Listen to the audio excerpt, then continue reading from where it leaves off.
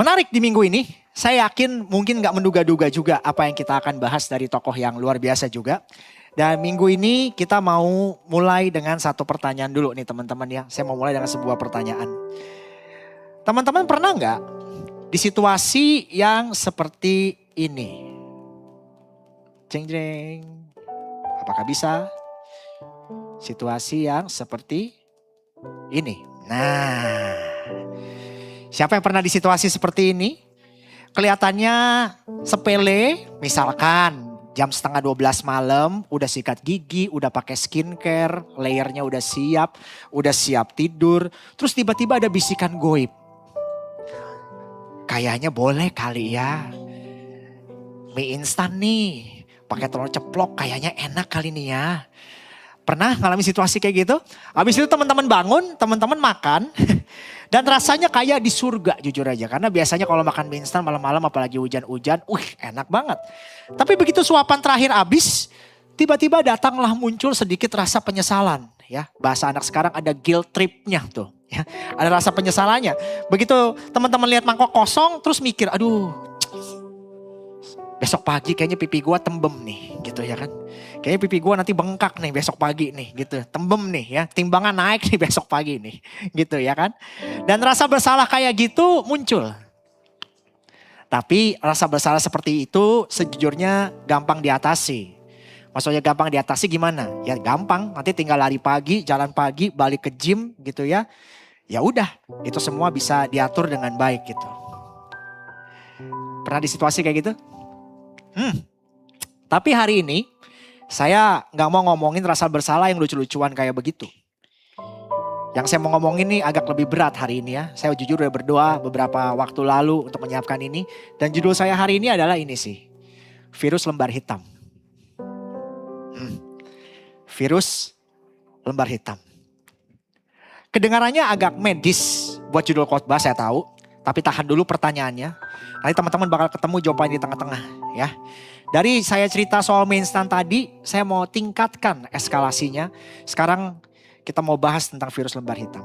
Maksudnya gimana? Gini, coba kalau saudara pikirkan, ada gak satu titik di masa lalu kita yang gak semudah kayak rasa bersalah mie instan itu. Sesuatu yang kalau di screenshot, kalau tersebar, bukan cuma bikin malu, tapi beneran bisa ngerusak reputasi. Yang kalau kita belum jujur ya, saya yakin saudara kalau dia menikah pasti jujur lah ya. Tapi mungkin kalau ada yang belum jujur sama orang terdekat, atau yang lagi pacaran belum terjujur sama pacarnya, atau sama orang tuanya dan sebagainya. Ini bisa merusak hubungan saudara dengan orang yang kita sayang.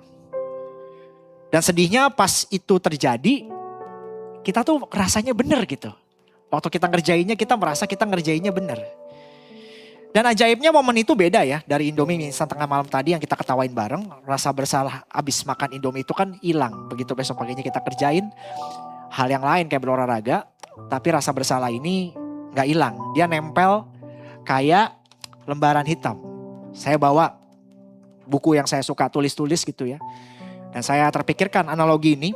Kadang-kadang di catatan kehidupan kita kan gak semua lembarnya putih. Amin. Pastilah ada hal-hal yang kita mungkin terjadi dalam kehidupan kita, keputusan yang salah. Jadi kayak ada lembar hitam di tengah buku ini. Dan ini kadang-kadang kita gak pengen orang lihat. Kita gak pengen orang tahu gitu. Kita gak pengen banyak orang ngerti apa maksudnya lembar hitam ini gitu. Dan buku kita harus berjalan, halamannya mesti lanjut. Tapi lembar hitam ini kan tetap ada di dalam sini. Ya. Dan sesekali kebuka sendiri juga sih kadang-kadang. Sesekali kebuka sendiri, kadang-kadang kita kayak jadi keingetan lagi gitu. Ya itu bentuknya kayak apa? Sejujurnya mungkin itu kayak rasa bersalah. Kalian pernah nyakitin orang yang bener-bener kalian sayang? Bisa. Rasa bersalah karena bikin keputusan finansial yang bodoh? Bisa. Keluarga yang nanggung akibatnya sekarang kan. Atau rasa bersalah atas kecanduan rahasia. Yang gak ada satu orang pun di ruangan ini yang tahu. Dan setiap kali kita mau maju nih di dalam Tuhan, memori ini nih narik kita balik gitu.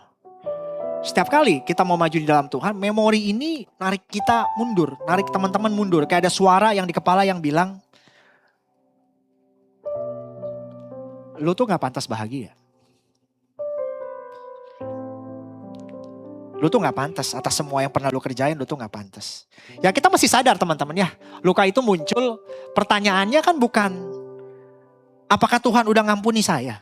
Kalau itu jawabannya saya yakin yes, udah diampuni, udah selesai di kayu salib. Pertanyaannya adalah kenapa ya kok rasanya tetap belum gitu. Padahal itu diampuni. Dan kenapa lembar-lembar hitam ini kalau dibiarin numpuk akhirnya jadi kayak semacam folder yang tetap kita bawa kemana-mana ya. Yang tiap kali kita maju itu bisa kebuka lagi.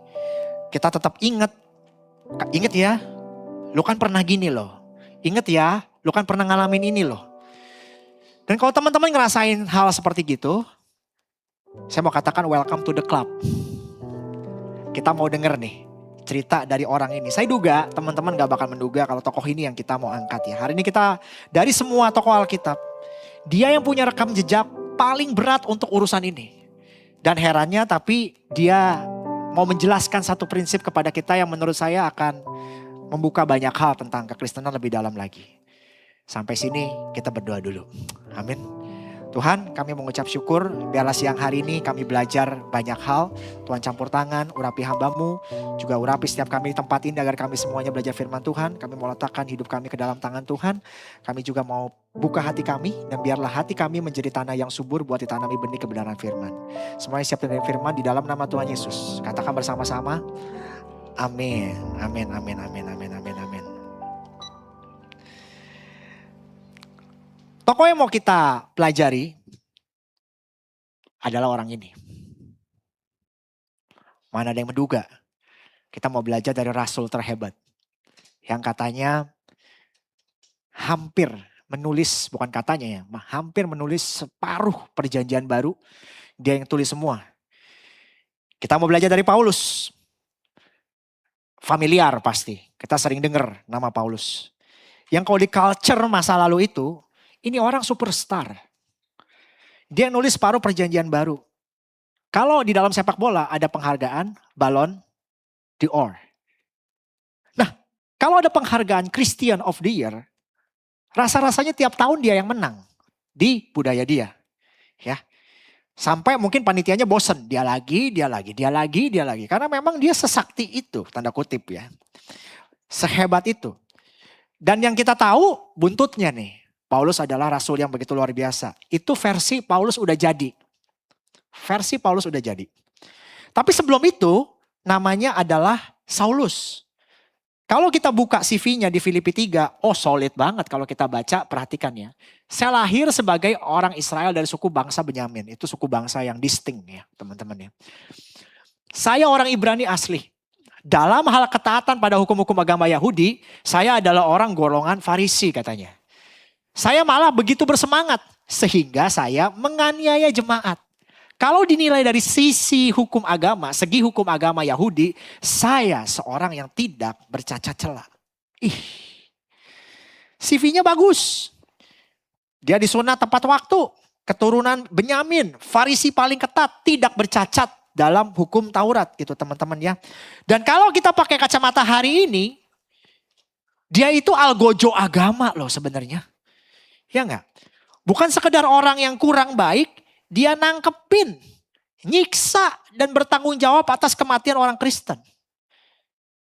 Kalau dia lagi menganiaya jemaat Kristen di zaman itu bukan kayak kita di zaman sekarang yang menganiaya orang cuma julid di kolom komentar. Bukan. Dia hadir bahkan waktu Stefanus dirajam. Martir pertama tercatat di Alkitab. Dia hadir waktu Stefanus dirajam sampai mati dan dia setujui itu. Dia bahkan minta surat kuasa untuk menyeret orang Kristen laki-laki dan perempuan dirantai ke Yerusalem. Dan gak ada rasa berasa bersalahnya dia. Simpelnya dia merusak orang lain dan menamakan tindakannya itu ibadah. Gitu loh.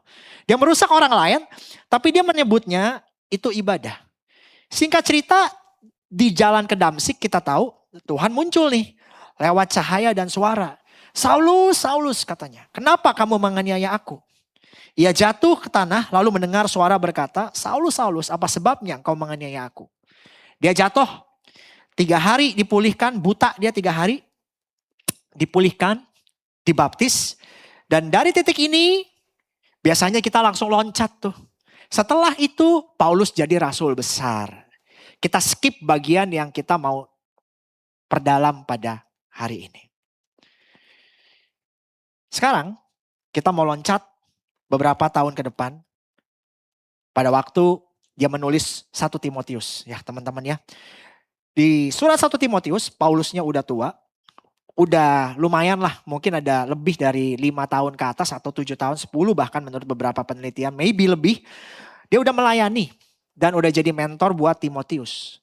Jadi kalau ada orang yang statusnya udah quote unquote settle, dipercaya penuh oleh gereja, ya Paulus udah di titik itu tuh. Sudah di titik di mana dia dipercaya akan hal itu. Dan di suratnya sendiri, dia menulis sesuatu yang menarik. Dikatakan begini. Ya, di surat Timotius ya. 1 Timotius 1 ayat 15. Dia bilang begini. Sungguh benar perkataan ini. Sebab itu patutlah diterima dan dipercayai sepenuhnya. Kristus Yesus datang ke dunia ini untuk menyelamatkan orang berdosa. Dan 1, 2, 3 baca sama-sama. Sayalah orang berdosa yang paling jahat. Sayalah orang berdosa yang paling jahat. Ada satu hal soal tata bahasa asli yang sempat bikin saya mikir ulang seluruh ayat ini. Ini salah kali ini. Tapi enggak, kata yang dipakai Paulus dalam bahasa Yunaninya tuh eimi. Yang artinya tuh kalau kita coba cek gramatikalnya bentuknya present tense. Dalam bahasa Inggris mungkin kita gampang memahami present tense. Artinya hari ini dan seterusnya. Jadi dia pakai kata aku adalah. Bukan aku dulu adalah. Ya. Aku adalah bukan aku dulu adalah. Gitu. Hari ini mungkin kita kalau ngerti ini, kok bisa begitu Paulus ya? Dia bilang aku adalah. Bukankah kita pun di masa kini suka kena problem yang begini juga? Bagaimana dengan kita? Ada nggak? Aku adalah versi kita sendiri.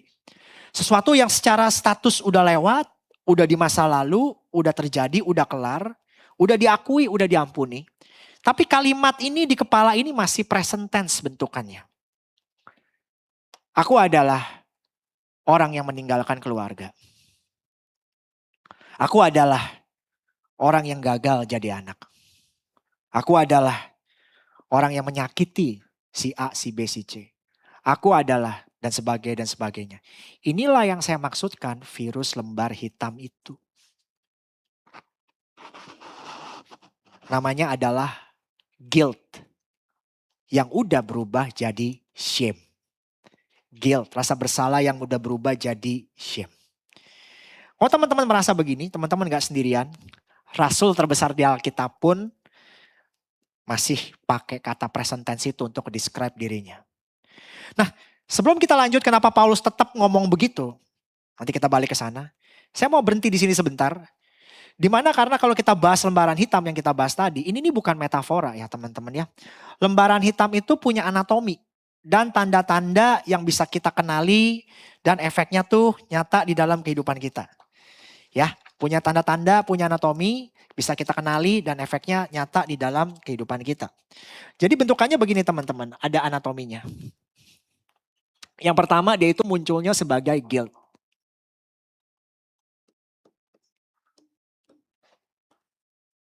Baru terakhir nanti dia jadi shame. Apa bedanya? Ntar saya jelasin. Pertama-tama munculnya dari guilt, rasa bersalah. Tapi lama-lama dia naik gitu sampai dia jadi shame. Nah di tengah-tengah sini kejadiannya tuh banyak sekali. Biasanya dimulai dari yang pertama di sini eskalasinya pertama dimulai dari kejadian yang buruk dulu. Kejadian buruk. Lalu ditambah lagi dengan pikiran-pikiran yang muncul. Udah ada kejadian buruk, pikiran-pikiran mulai muncul kan. Pikiran-pikiran yang keliru. Dan berulang-ulang. Pikiran yang keliru berulang-ulang muncul. Dan akhirnya setelah pikiran, teman-teman bisa duga gak berikutnya apa lagi? Setelah kejadian buruknya muncul, pikiran kelirunya berulang-ulang. Lalu akhirnya tahu gak di sini teman-teman kemakan nih dengan pikiranmu sendiri. Dan akhirnya jadi identitas. Barulah dia lari ke shame. Gitu. Biasanya mulainya begitu. Dari kejadian-kejadian yang buruk, pikiran yang keliru berulang-ulang, akhirnya jadi identitas. Gitu. Apa bedanya guilt sama shame? Gini, misalnya teman-teman hari ini nabrak motor orang di parkiran. Kalau guilt tuh bunyinya begini, aduh gue salah nih, motor dia lecet, gue harus ganti dan minta maaf. Fokusnya ke kejadiannya, bikin saudara gerak buat benerin. Tapi kalau shame, emang ya gue tuh orangnya ceroboh. Selalu aja bikin masalah. Pantas aja hidup aku berantakan. Fokusnya bukan ke kejadiannya lagi. Fokusnya udah ke diri kita sendiri. Bikin kita pengen ngumpet, bukan kita pengen benerin. Yang ngerti bilang amin. Ini bukan saya karang-karang, ini dari risetnya. Dari psikolog, tulisannya namanya bukunya Shame and Guilt, tulisan tahun 2022 namanya Jun Tengni. Yang udah puluhan tahun neliti dua emosi ini secara terpisah. Bedanya emang seketara itu, yang satu mau benerin perbuatan, yang satu fokus pada perbuatannya, yang satu bikin kita jadi kolaps. Karena kita udah jadiin identitas. Efeknya kemana? Ke mental kita. Kena mental kita. Jadi guilt yang sehat itu kayak alarm mobil. Kalau ada, ya kita perlulah ada rasa bersalah biar kita bisa memperbaiki diri. Betul gak sih? Guilt yang sehat tuh kayak alarm mobil. Alarmnya dimatiin, bunyinya selesai. Tapi shame itu kayak alarm yang gak pernah mati. Bahkan muncul terus. Pada waktu gak ada yang salah bahkan. Lama-lama kamu capek sendiri dengerinya. Dan mulai percaya bahwa aku emang barang rusak ya. Makanya shame yang numpuk itu sering nyambungnya kemana? Ke depresi, anxiety. Sampai ada orang-orang yang lari ke pelarian yang gak sehat. Karena rasanya lebih gampang pengen kabur aja gitu. Daripada diserang terus-terusan dengan ngerasa jadi manusia gagal gitu. That's happen. Orang yang cuma ngerasa guilt tanpa shame lebih gampang biasanya. Minta maaf tulus sama orang lain, orangnya lebih empati sama orang lain. Soalnya dia gak lagi mempertahankan harga dirinya, enggak. Dia sibuk mikirin dampak ke orang lain dari ocehan dia tuh apa. Itu masih level guilt, tapi kalau levelnya shame, wah kena itu. Udah merasa jadi identitas. Sampai sini teman-teman paham, amin? Oke, kita lanjut ya. Kita lanjutkan. Nah tanda-tandanya apa kok Andre? Ada. Tanda-tanda rasa bersalah udah mulai berubah jadi shame adalah biasanya hidup tuh bukannya percaya banyak hal baik terjadi. Hidup tuh nunggu sesuatu yang buruk terjadi. Segitunya loh. Semacam kayak hukuman yang tertunda. Ban motor bocor langsung mikir, ini gara-gara dosa gue nih. Itu bukan iman saudara. Itu rasa bersalah yang lagi cari cara buat menghukum dirimu sendiri. Yang kedua, dalam relasi biasanya menjadi sangat sensitif. Ganggu hubungan dengan orang lain. Defensif, dikit-dikit ngerasa diserang. Padahal cuma ditegur soal satu hal kecil, tapi merasa diserang. Gampang marah balik daripada ngaku salah. Karena ngaku salah sama dengan ngaku dirinya memang buruk. Gitu. Nah yang ketiga, tidak bisa terima yang baik tanpa curiga. Kalau dipuji dikit, mikirnya apa? Ada maunya nih orang nih. Gitu. Kalau dia, atau dipuji dikit, dalam hati, di mulut iya hehe, tapi dalam hati, andai dia tahu siapa saya sebenarnya, gak mungkin sih dia bakal bilang begitu. Atau malah ngejauh dari orang. Gak mau dia terlalu berrelasi dengan orang, dia ngejauh dari orang. Bukan mendekat ke orang. Dan akhirnya repotnya yang saya takutkan, konsep kayak gini kebawa pada waktu dia berhubungan dengan Tuhan. Gitu. Dia merasa dia harus berkali-kali melakukan sesuatu untuk Tuhan tuh terima dia. Bukan melakukan sesuatu karena mencintai Tuhan, tapi demi kayak redemptionnya gitu. Berkali-kali. Bukan karena belum diampuni, tapi karena gak percaya Tuhan itu mengasihi dia. Karena dia belum bisa terima, Tuhan itu menerima dia. Jadi teman-teman, tanda rasa bersalah itu kadang-kadang bukan air mata sih. Tapi hadirnya curiga yang gak pernah berhenti. Sedikit untuk kita pikirkan lebih jauh lagi. Dan ini serius, rasa berharga kita terkikis pelan-pelan. Bukan sekali pukul, tapi tiap hari dikit sampai kita lupa bagaimana rasanya percaya diri di hadapan Tuhan gitu. Dan kita mundur duluan dari circle yang baik, dari pertemanan, dari pelayanan, dari kesempatan, dari orang-orang yang sebenarnya mungkin appreciate dengan apa yang kita punya, appreciate dengan hidup kita. Sebelum ada yang nyuruh mundur. Jadi rasa bersalah yang dipelihara gak bikin kita lebih baik teman-teman. Dia bikin kita lebih diam dan tertuduh gitu. Bahayanya di mana? Ini yang paling sering lewat nih. Rasa bersalah yang gak selesai akan jadi alat buat mendiskualifikasi diri kita sendiri dari hal yang justru Tuhan mau kita lakukan. Itu gawatnya. Rasa bersalah yang gak selesai akan jadi alat buat mendiskualifikasi diri kita sendiri dari hal yang justru Tuhan mau kita lakukan. Ibaratnya rencana Tuhan buat kita sebenarnya wow, tapi kita nganggapnya enggak deh. Dan biasanya ini paling keras nyerang orang yang justru paling berpotensi dipakai Tuhan.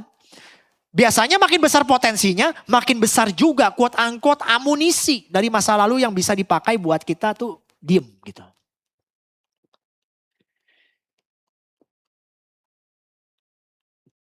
Jadi konsepnya seperti gini kira-kira. Pagi-pagi minum jamu. Mantan WA bikin gundah. Jangan pernah biarkan masa lalumu mengunci masa depan yang indah. Jangan disebut tanganin, gak usah. Gak usah. Intinya konsepnya adalah jangan biarkan masa lalumu mengunci masa depanmu yang indah masih. Amin. Kok bisa muncul di situ ya Ko Andre ya? Di mana aja bisa muncul. Oke. Kalau Paulus biarin virus lembar hitam menang, kembali ke Paulus ya. Kalau Paulus biarkan virus lembar hitam itu menang, ya. Akibatnya ya kayak gini dong. Jangan-jangan buku kehidupannya udah hitam aja nih. Iya gak sih? Ya kan? Kalau dia terus-menerus mikir aku terlalu jahat buat dipakai Tuhan, hari ini kita gak bakal baca itu. Kisah-kisah kitab-kitab di perjanjian baru yang ditulis oleh Paulus gitu. Gak akan ada tuh Efesus, gak ada 1 Timotius yang kita bahas ini.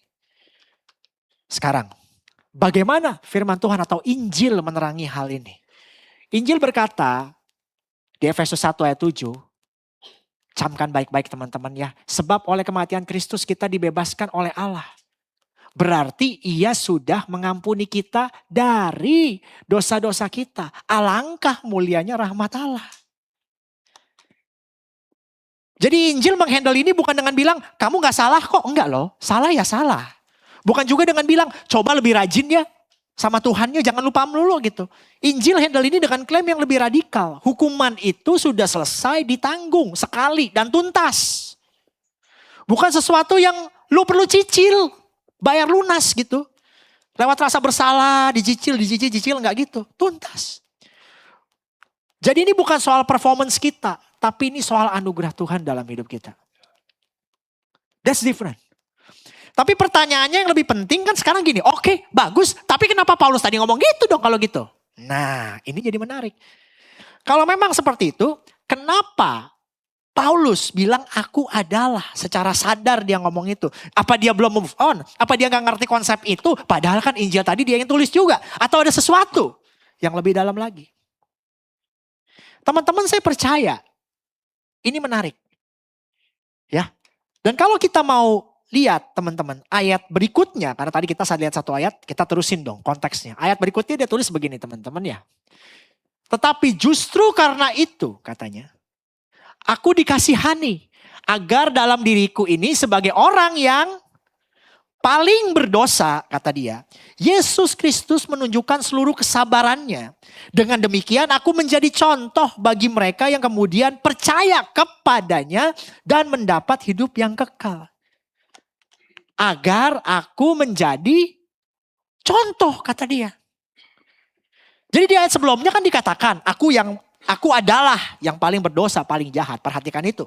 Tetapi justru karena itulah dia bilang dia dikasihani. Supaya di dalam dirinya si paling parah ini Kristus bisa menunjukkan kesabarannya yang gak ada habisnya. Sebagai apa? Sebagai contoh buat orang-orang yang bakal percaya sesudah dia. Nah kata contoh saya dalamin bahasa aslinya apa sih? Hipotiposis. Yang artinya cetak biru bangunan. sketsa awal sebelum konstruksi dimulai. Biarlah dia menjadi fondasi, contoh, blueprint sederhananya. Jadi Paulus gak lagi ngomong gini, jangan salah tangkap ya. Lihat saya, terinspirasi ya. Enggak, dia gak ngomong gitu. Dia lebih bikin sesuatu yang lebih kuat dari itu. Sederhananya bayangin kayak obat mungkin yang baru lolos uji klinis di kasus yang mungkin paling parah tuh dia gitu. Ibaratnya begitu, kalau berhasil di situ berarti ini akan jadi bukti obat ini bisa nyembuhin siapa aja di bawah level keparahan itu. Kira-kira begitu. Jadi Paulus lagi bilang, gua nih udah kasus uji kliniknya yang paling parah. Kalau orang kayak aku bisa diampuni, ini artinya siapapun setelah orang levelnya kayak gua begini, itu pasti masuk garansi dapat kasih yang sama. Wow. Jadi konsepnya berubah. Bukan dia merasa dia terdakwa seumur hidup, tapi dia jadi saksi seumur hidup. Dua titik yang berbeda. Bukan terdakwa, tapi dia jadi saksi seumur hidup. Paulus gak lupa semua bobrok kehidupannya. Tapi fungsi ingatan itu bukan untuk menuduh dirinya sendiri di dalam Tuhan. Fungsi ingatan itu dibalik total dari sumber rasa gak layak. Yang jadi bukti paling kuat tentang inilah sehebat ini kasih Tuhan. Dari sumber rasa gak pantas, dari sumber aku orangnya parah dan sebagainya, aku nih yang paling parah dan sebagainya, berubah jadi fungsi kesaksian dia. Dan menjadi fungsi betapa hebat dan dahsyatnya kasih Tuhan itu dalam hidup saya. Sehingga orang seperti saya ini Tuhan pakai, bisa. Kenapa ini sangat penting saya ngomong begini pelan-pelan dari awal sampai titik ini. Karena ini akarnya. Kita ini hidup di konsepnya kan yang kayak gini di dunia hidupnya. Aku harus lakukan bla bla bla bla bla dulu. Aku harus jadi bla bla bla bla bla dulu. Ini susah banget dilepas dari kepala kita teman-teman dalam konsep ini. Aku harus bla bla bla bla bla supaya aku dihargai, dihormati. Aku mesti jadi bla bla bla bla bla bla dulu supaya aku dihargai dan dihormati. Harga diri kita ditaruh ke situ. Ini susah banget dilepas. Makanya ini harus mendarat dengan baik.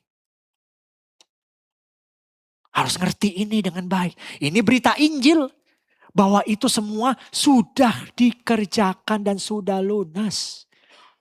Kau dikasihi Tuhan. Kau dihargai. Saya mau kasih semacam kompas saudara ya. Gambarnya kayak begini. Arah hidup yang salah ya. Semua kompas.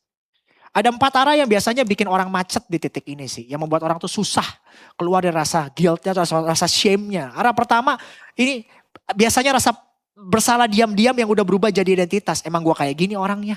Yang tadi kita sebut shame. Begitu ini udah nempel di identitas, gak ada jarak lagi buat berubah. Arah kedua, ini yang paling sering gak kita sadarin. Kita ngerasa kita perlu bayar dulu. Baru boleh berhenti. Selama kita masih ngerasa bersalah, ada bagian dari diri kita yang mikir, at least aku lagi coba ngelakuin sesuatu kali ya. Gue mau bayar dulu kali ya. Kayak nyicil utang. Kayak kita curangin Tuhan gitu. Kalau gue gak usaha gimana-gimana banget, kayaknya Tuhan gak sayang gue ya. Kayak gue lagi curangin Tuhan gak sih? Terjebak pola pikir begitu. Arah ketiga, kepala kita gak bisa nampung 2 hal sekaligus nih. Aku orang baik dan aku pernah ngerusak orang. Kita jadi mikir salah satunya. Ya kan? Rasa harus melakukan, rasa status yang based on perbuatan. Gitu. Arah yang keempat, kepala kita di-remind terus kayak ada lagu di kepala kita tuh ada refnya muncul terus ke kenangan-kenangan yang lama. Dan kita selalu punya satu kata titik biasanya di orang yang ngalamin ini. Andai dulu gue gak lakuin ini. Andai waktu bisa gue putar ulang. Andai keputusan itu gak gue ambil. Aduh Tuhan kalau waktu boleh putar kembali. Kalau waktu boleh balik. Itu. Lembar hitam itu. Pengen gue sobek sih rasanya Tuhan. Kita pikir itu lagi memproses. Tapi kita sebenarnya cuma muter-muter di tempat doang. Tapi 4 arah ini beda jalannya.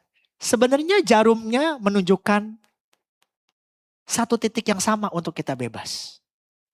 Kita butuh tahu Ada sesuatu yang lebih besar dari kita dan dia bilang, anakku, it's all done. Sudah selesai. Dan kita percaya itu beneran selesai. Solusinya ada di karya salib ini sih. Wah, ini saya berdoa saudara paham. Paulus lengkap nih, punya 4 arah ini sekaligus. Tapi dia gak macet. Karena dia percaya penuh yang menyatakan dia selesai itu lebih besar dari catatan masa lalunya sendiri. Jadi virus lembar hitam ini mati sengatannya saat Paulus berjumpa dengan anugerah. Virus besar ini, virus hitam lembar hitam ini akan mati sengatannya kalau kita ketemu dengan kasih karunia-Nya Tuhan. Kita ngerti itu.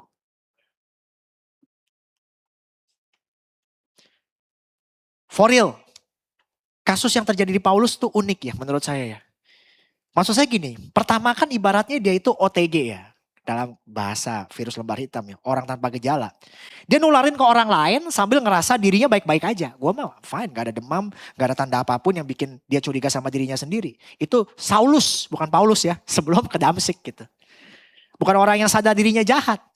Dia orang tanpa gejala, nuralin luka ke orang-orang di sekitarnya sambil menganiaya orang Kristen. Dia yakin dia benar.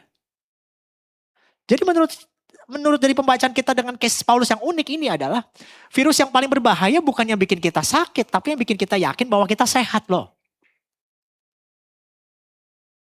Bukankah pada waktu kita ngerjain lembar hitam ini dalam hidup kita juga ngerasa benar kok. Kita kan punya alibi biasanya. Kenapa ngerjain ini? Abisnya ini sih. Abisnya suami gue. Abisnya istri gue begini, gue kerjain aja. Abisnya orang tua gue. Abisnya gue lahir di keluarga begini sih. Abisnya. Kita ngerasa benar. Itu berbahaya. Nah, Paulus bahkan lebih saklek lagi. Dia merasa itu ibadah. Unik kasusnya dia. Tapi tahu gak teman-teman, jenis ini susah disembuhkan karena kita gak bisa bilang gue ngerti gue salah dan gue ngerti gue jahat gitu. Gue gak sadar kok. Iya gak? Untuk membuat kita jauh lebih mengerti, saya undang Martin dong ke depan. Martin, iya, bantuin saya ke depannya. Nih. Martin yang banyak bantu kita di Brave Talk teman-teman. Punya pekerjaan tetap. Tapi masih merindukan pasangan. Sedap. Ya. Orangnya baik. Kasih buat perumpamaan aja ya. Ibaratnya Paulus melabel diri dia. Aku nih benar. Pas banget pakai baju putih, artinya gak janjian gitu ya. Lalu dia bilang, dia tuh taat Taurat gitu. Label ini nempel di diri dia. Ya kan? Aku benar. Aku mengasihi Tuhan. Saat berjumpa dengan Tuhan, dia baru ngerti nih. Ya ternyata gue bobrok nih. Pembunuh, penganiaya. Dan dia mesti deal with that gitu. Dan dia mesti berhadapan dengan ini gitu. Itu Paulus. Sekarang kita panggil kehidupan kita sehari-hari. Adiknya, Malvin bisa ke depan. Ini kembar ya. Kelihatan kembar, sorry. Tidak kembar, maaf dikoreksi.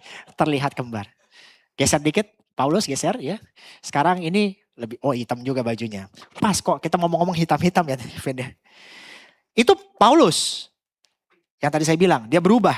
Tapi for real, dalam kehidupan kita yang sekarang, mungkin kita deal dengan yang kayak Paulus, tapi prinsipnya sama, kita harus deal dengan label, tapi nggak merasa, ya bukan merasa itu adalah ibadah. For real banyak dari kita, termasuk saya ya, sudah 45 tahun saya hidup.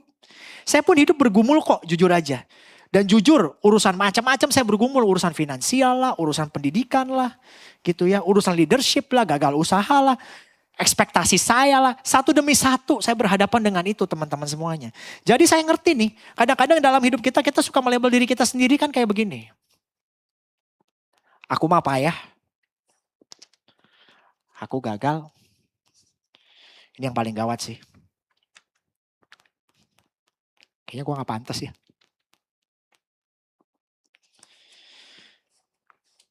Saking gak pantasnya, gak ada yang mau sama gue nih. Gue gak laku-laku. Ya. Aku gak berhak bahagia. Repotnya. Banyak yang kayak gini sih. Semoga teman-teman ngerti ya. Aku gak layak di hadapan Tuhan. Nah, jalan dengan beban itu tiap hari. Gak gampang. Dan virus itu menipu. Menipunya apa? Hey, itu juga yang Tuhan cari dari lu. Lu sih harusnya lu berubah lu. Lu ngapain kemarin begitu? Ingat ya, lu tuh begini, lu tuh begitu. Teman-teman, saya mau kasih tahu kalau itu menyerang kita. Itu spirit agamawi. Dimana aku harus cukup dulu. Anugerah Tuhan tuh bilang, kamu udah cukup, karya salib udah cukup. Tapi spirit agamawi enggak. Enggak, lakuin sesuatu dulu, buktikan dulu dan sebagainya. Dan ini gak cuma hidup di luar gereja loh. Spirit agamawi ini loh. Spirit agamawi ini buktinya begini, setiap kali kita diam-diam mikir atas semua yang terjadi dalam hidup kita jadi kepikiran begini, Tuhan pasti gak sayang sama saya. Atau sebaliknya, kalau kita lakuin yang baik, Tuhan pasti lebih sayang sama saya. Karena minggu ini saya rajin. Dan akibat semua ini kita jadinya twisted cara berpikir kita. Sehingga pada waktu itu lembar hitam itu muncul. Kita selalu diingetin, kamu tuh bukan siapa-siapa. Dan Tuhan benci anak kayak kamu.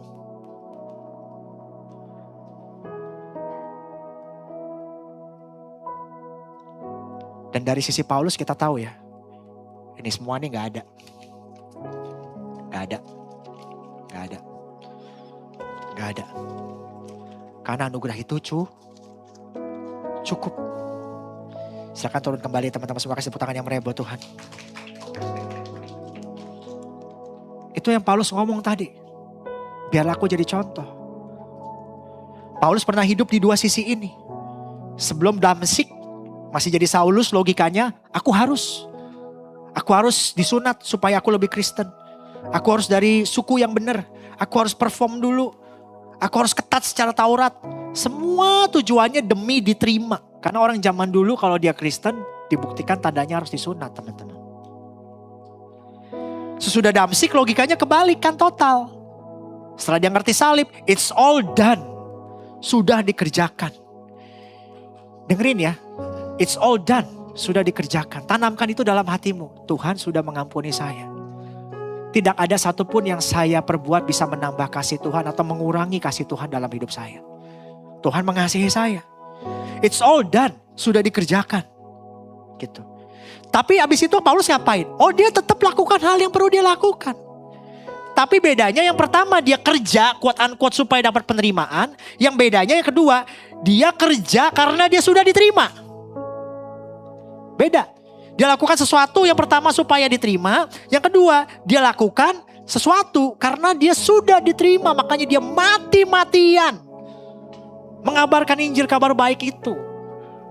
Kesana kemari, mati-matian membela nama Tuhan. Berjuang kesana kemari sampai kapalnya karam lah, sampai dia di penjara lah dan lain-lain. Jadi ada perubahan yang nyata, teman-teman. Ada perubahan yang nyata karena grace, kasih karunia, dengerin baik-baik, bukan lisensi untuk kita berbuat dosa, bukan. Tapi kasih karunia merupakan landasan atau fondasi kita berubah. Kita punya hidup yang beda. Dan lihat Paulus, dia menulis seluruh perjanjian, kurang lebih bagian besar 50% ke atas perjanjian baru. Ini baru konsep grace sejati. Dan ada quotes yang bagus dari seorang pastor di Surabaya, Michael Christian. Di Instagramnya dia tulis begini dan saya kutip. Bagus sekali. Grace come before change, but grace never leave us unchanged. Gak mungkin orang yang hidup dalam kasih karunia Tuhan tuh gak berubah, gak mungkin sih. Bukan lisensi, bukan buat dosa semaunya, gak mungkin sih.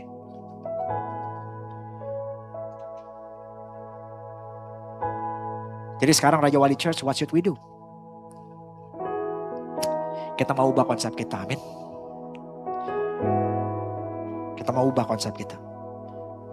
Saya mau kutip cerita dari Pastor Matt Chandler yang ada di Amerika, cukup terkenal perumpamaan ini. Ceritanya gini, dia punya seorang teman wanita yang broken banget. Single mother. Dengan kata single mother aja teman-teman tahu ya, seberapa toughnya seorang single mother. Teman wanita ini yang lagi single mother ini, satu kuliah dengan dia. Satu STT bahasanya, kuliah teologi dengan dia. Dan dia banyak ngobrol dan dia tahu hidupnya berat banget, broken banget, single mother. Dan kenapa dia kuliah STT, teologi, untuk dia mau coba gali kebenaran firman Tuhan lebih lagi. Dan dia pengen kayak reconstructing her life gitu. Pengen reconstruct her life. Dan untuk membantu temannya pulih, dia ngajak dong tentunya. Ada KKR tentang relationship nih katanya. Siapa tahu kita belajar yuk dari seminar relationship ini dan sebagainya. Oke, diajaklah temannya itu ke sana. Tapi mengagetkan di acara KKR soal relationship itu, pembicaranya, saya yakin pembicaranya pun juga maksudnya baik sih satu sisi. Maksudnya baik ya, bagaimana dalam relation dia harus jaga kekudusan. Mereka pembicara ini kasih ilustrasi bunga mawar ya. Kasih ilustrasi bunga mawar. Kasih ilustrasi bunga mawar. Dia sebar satu deret isinya 50-an orang, satu bunga mawar. Gitu. Dia sebar satu deret 50-an orang, dikasih satu bunga mawar, panitia bantu sebarin. Lalu bunga mawar itu dihiruplah sama orang-orang, cium katanya bunga mawarnya semua. Dicium, dihirup dan sebagainya. Kurang lebih 50-70 orang per mawar. Lalu semua mawar itu dibawa ke depan. Bunganya layu semua ternyata pas begitu dibawa ke depan. Lalu pembicara itu bilang begini, lihat bunga ini yang udah layu. Siapa yang mau bunga yang layu begini katanya gitu. Gak bakal ada yang mau bunga mawar ini. Mungkin itu konteksnya dalam berhubungan pembicaranya maksudnya mau jelasin yuk guys jaga kekudusan. Maksudnya baik. Tapi si Matt Chandler katanya lihat temennya ini gitu ya. Nengok ke sampingnya temennya udah nangis habis-habisan.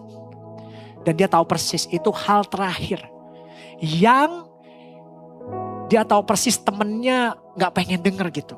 That is the last word yang temennya itu butuhkan. Dan saat dia noleh padanya dia bisa lihat bagaimana temannya hancur gara-gara konsep mawar yang disampaikan walaupun intensinya baik itu. Hari itu Matt Chandler bilang dia bergejolak, dia pengen teriak satu hal gitu. Tapi dia tahan. Dan guess what, beberapa minggu setelah acara temannya yang tadi yang single mother ini mengalami kecelakaan mobil. Dia besok ke rumah sakit. Dan waktu di rumah sakit wanita ini disamperin dia didoain nangis terus saat mereka ngobrol gitu. Dan dia tanya sama Matt Chandler gitu. Apa iya aku adalah mawar itu? Dan dia kasih tahu temennya apa yang dia mau teriakin hari itu. Kata Pastor Matt Chandler dia bilang, ya ini tadi, Yesus mau mawar itu. Wow, cerita yang sangat luar biasa ya. Yesus mau mawar itu. Yesus mau mawar itu. Bukankah ini inti Injil teman-teman? Tuhan yang gak kenal dosa jadi dosa biar kita yang rusak bisa jadi benar di hadapannya teman-teman, amin. Bukankah Paulus itu mawar yang paling rusak yang pernah tercatat di Alkitab dan justru itu Tuhan pakai jadi bukti paling kuat tentang siapa dia. Amin. Jadi so far apa yang kita pelajari dari tadi pembukaan saya sampai titik kita mau tutup ini teman-teman. Saya pengen teman-teman ngerti. Jangan hidup di dalam shame. Tapi Tuhan bisa rubah kok. Dari rasa bersalah teman-teman itu menjadi bukti anugerah. Amin. Rasa bersalah menjadi bukti anugerah. Paulus gak ngajarin kita buat lupa. Enggak. Yang berubah bukan ingatannya. Real itu ada. Yang berubah adalah untuk apa ingatan itu kita mau pakai. Bukan dari rasa bersalah jadi gak pernah bersalah. Bukan. Itu bukannya terjadi sama Paulus. Dan itu juga yang akan terjadi sama kita kalau kita ngerti hal ini lebih dalam. Yang terjadi mestinya adalah rasa bersalah yang sama, perasaan yang sama, luka yang sama dipakai ulang untuk sesuatu yang berbeda bahwa inilah kasih Tuhan itu. It's happening in my life. Saya ngalamin. Gimana saya pulang waktu itu gara-gara keputusan finansial, istri saya telepon. Sayang kita gak bisa bayar listrik. Ngalamin saya. Saya merasa saya gagal jadi laki. Gagal jadi suami. Masa mau bayar listrik aja gak punya duit. Suami macam apa? Itu ngomong terus. Saya gagal, saya tidak layak dan sebagainya. It's haunting me. menghantui saya.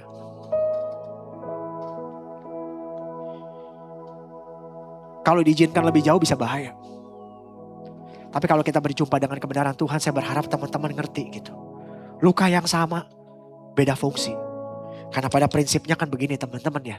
Firman Tuhan selalu ngomong apa? Aku Allah yang menghapus dosamu, amin. Aku mengampuni engkau. Karena begitulah sifatku katanya. Bukan karena lu baik, gak ada. Ini karena dia yang baik. Aku tidak mengingat-ingat katanya dosamu. So please, kalau ada yang gini-gini dalam hidup kita, jangan diladenin. Sudah selesai dalam nama Yesus, amin. Sudah selesai dalam nama Yesus. Jangan dihidupin begini. Jangan mau ditipu di situ. Tuhan sudah mengampuni dosa-dosa kita. Bahayanya tau gak kalau kita biarin hidup tuh apa? Ada ayat di Ibrani 12 ayat 5 nih sebagai penutup. Jangan sampai ya kita kelewatan akan anugerah Allah ini. Ya, kita gak nolak tapi kita kelewatan kebenaran ini. Karena kalau sampai lewat, sampai kebenaran ini terlewat. Saya takut ini sih Ibrani 12 ayat 15. Janganlah supaya jangan ada seorang pun kehilangan anugerah Allah. Misap, anugerah Allah. Agar jangan tumbuh akar pahit yang menimbulkan kerusuhan dan mencemarkan banyak orang. Karena kalau orang-orang gak ngerti begini, dia berjalan dengan akar pahit, akibatnya mencemarkan banyak orang. Keluargamu kena duluan ntar. Dan sebagainya. So please. Jangan. Dan berita baiknya adalah Tuhan pun tidak mau kau ada di sana. Dia mau kita semuanya pulih di dalam Dia. Amin.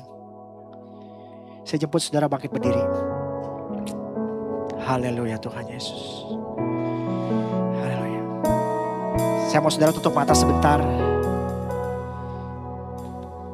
Biar kita fokus ke dalam diri kita. Pertanyaan yang buat kita hari ini adalah, ada gak sih aku adalah bla bla bla bla versi kita? Kalau ada, jangan biarin itu terus terjadi dan jadi tuduhan. Jangan. Hari ini kita mau serahkan ke Tuhan. Untuk diubah jadi bukti. Bahwa ini loh hidup saya memang begini. Tapi aku dikasih Tuhan dan Tuhan menerima aku. Dan aku pun disayang Tuhan. Yuk datang samanya teman-teman yuk. Kita bawa lembar hitam kita serahkan sama Dia. Hidup teman-teman berharga.